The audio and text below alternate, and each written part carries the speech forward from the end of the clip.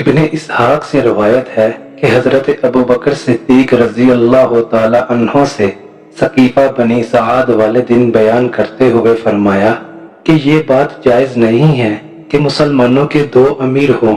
کیونکہ جب بھی ایسا ہوگا مسلمانوں کے تمام کاموں میں اور تمام احکام میں اختلاف پیدا ہو جائے گا اور ان کا شرازہ بکھر جائے گا اور ان کا آپس میں جھگڑا ہو جائے گا اور پھر سنت چھوٹ جائے گی اور بدعت غالب آ جائے گی اور بڑا فتنہ ظاہر ہوگا اور کوئی بھی اسے ٹھیک نہ کر سکے گا۔ حضرت ثعلب بن عبیدہ رحمۃ اللہ علیہ حضرت ابوبکر صدیق رضی اللہ تعالی عنہ کی بیعت کے بارے میں روایت کرتے ہوئے فرماتے ہیں کہ اس موقع پر انصار میں سے ایک آدمی نے کہا کہ ایک امیر ہم انصار میں سے ہو اور ایک امیر آپ مہاجر میں سے ہو، تو حضرت عمر رضی اللہ تعالی عنہ نے فرمایا ایک نیام میں دو تلواریں نہیں سما سکتی۔ حضرت عبداللہ ابن مسعود رضی اللہ تعالی عنہ نے ایک مرتبہ بیان میں فرمایا اے لوگو، اپنے امیر کی بات ماننا اور آپس میں اکٹھے رہنا اپنے لیے ضروری سمجھو، کیونکہ یہی چیز اللہ کی وہ رسی ہے جس کو مضبوطی سے تھامنے کا اللہ نے حکم دیا ہے، اور آپس میں جڑ مل کر چلنے میں جو ناگوار باتیں تمہیں پیش آئیں گی وہ تمہاری ان پسندیدہ باتوں سے بہتر ہے جو تم کو الگ چلنے میں حاصل ہوں گی۔ اللہ تعالیٰ نے جو بھی چیز پیدا فرمائی ہے اس کے لیے اللہ تعالیٰ نے ایک انتہا بھی بنائی ہے جہاں وہ چیز پہنچ جاتی ہے۔ یہ اسلام کی ثبات اور ترقی کا زمانہ ہے اور عنقریب یہ بھی اپنی انتہا کو پہنچ جائے گا، پھر قیامت کے دن تک اس میں کمی زیادتی ہوتی رہے گی، اور اس کی نشانی یہ ہے کہ لوگ بہت زیادہ فقیر ہو جائیں گے اور فقیر کو ایسا آدمی نہیں ملے گا جو اس پر احسان کرے، اور غنی بھی یہ سمجھے گا کہ اس کے پاس جو کچھ ہے وہ اس کے لیے کافی نہیں ہے، یہاں تک کہ آدمی اپنے سگے بھائی اور چچا زاد بھائی سے اپنی فقیری کی شکایت کرے گا لیکن وہ بھی اسے کچھ نہیں دے گا، یہاں تک کہ ضرورت مند سائل ایک جمعے سے دوسرے جمعے تک ہفتہ بھر مانگتا پھرے گا لیکن کوئی بھی اس کے ہاتھ پر کچھ نہیں رکھے گا۔ جب نوبت یہاں تک پہنچ جائے گی تو زمین سے ایک زوردار آواز اس طرح نکلے گی، ہر میدان کے لوگ یہی سمجھیں گے یہ آواز ان کے میدان سے نکلی ہے، اور پھر جب تک اللہ چاہے گا زمین میں خاموشی رہے گی، پھر زمین اپنے جگر کے ٹکڑوں کو باہر نکال پھینکے گی۔ ان سے پوچھا گیا اے حضرت عبد الرحمن، زمین کے جگر کے ٹکڑے کیا چیز ہیں؟ آپ نے فرمایا سونے اور چاندی کے ستون، کے بعد سے قیامت کے دن تک سونے اور چاندی سے کسی طرح کا نفع نہیں اٹھایا جا سکے گا۔ اور حضرت مجالد رحمت اللہ علیہ کے علاوہ دیگر حضرات کی روایت میں یہ مضمون ہے کہ رشتہ داریوں کو توڑا جائے گا، یہاں تک کہ مالدار کو صرف فقیر کا ڈر ہوگا اور فقیر کو کوئی ایسا آدمی نہ ملے گا جو اس پر احسان کرے گا، اور آدمی کا چچا زاد بھائی مالدار ہوگا اور اسے اپنی حاجت کی شکایت کرے گا لیکن وہ چچا زاد بھائی اسے کچھ نہیں دے گا۔ اس کے بعد والا مضمون ذکر نہیں کیا۔ ایک صاحب بیان کرتے ہیں کہ ہم لوگ حضرت ابو ذر رضی اللہ تعالی عنہ کو دینے کے لیے ایک چیز اٹھا کر لے چلے،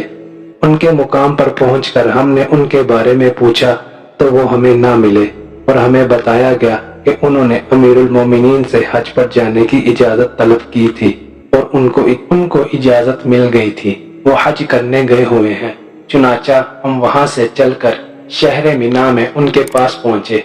ہم لوگ ان کے پاس بیٹھے ہوئے تھے کہ کسی نے ان کو بتایا امیر المؤمنین حضرت عثمان رضی اللہ تعالی عنہ نے مینا میں 4 رکعت نماز پڑھی ہے، تو انہوں نے اس بات پر بڑی ناگواری ہوئی اور اس بارے میں انہوں نے بڑی سخت بات کہی۔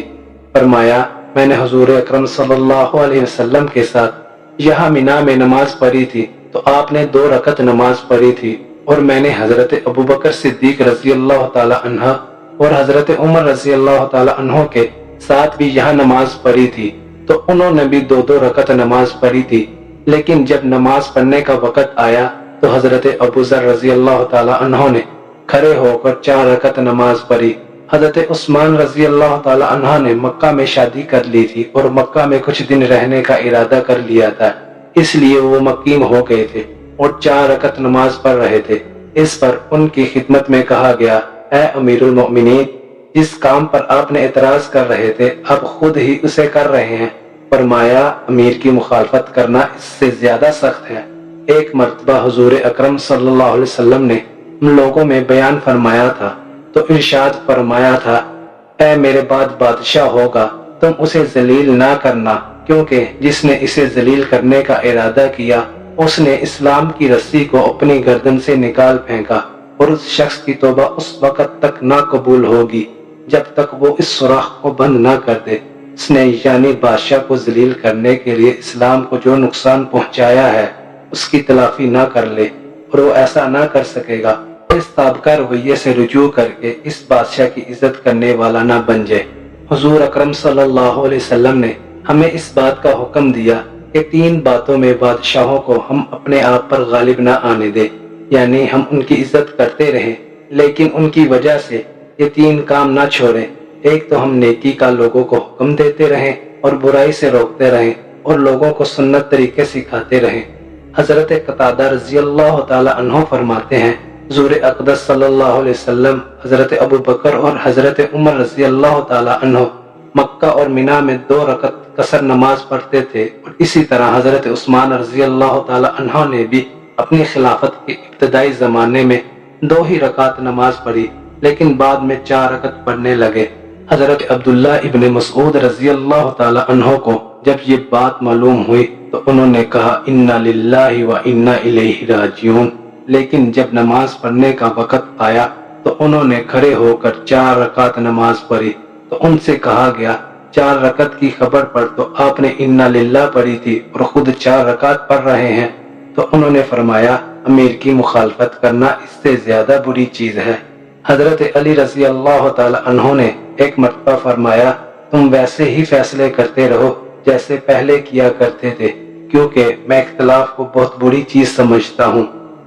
یا تو لوگوں کی ایک ہی جماعت رہے یا میں مر جاؤں، جیسے میرے ساتھی حضرت ابو بکر، حضرت عمر اور حضرت عثمان رضی اللہ تعالی عنہ بغیر اختلاف کے مر گئے۔ چنانچہ حضرت ابن کثیر رحمۃ اللہ علیہ کی رائے یہ تھی کہ غلو پسند لوگ حضرت علی رضی اللہ تعالی عنہ سے عموماً جو روایت نقل کرتے ہیں وہ غلط ہے۔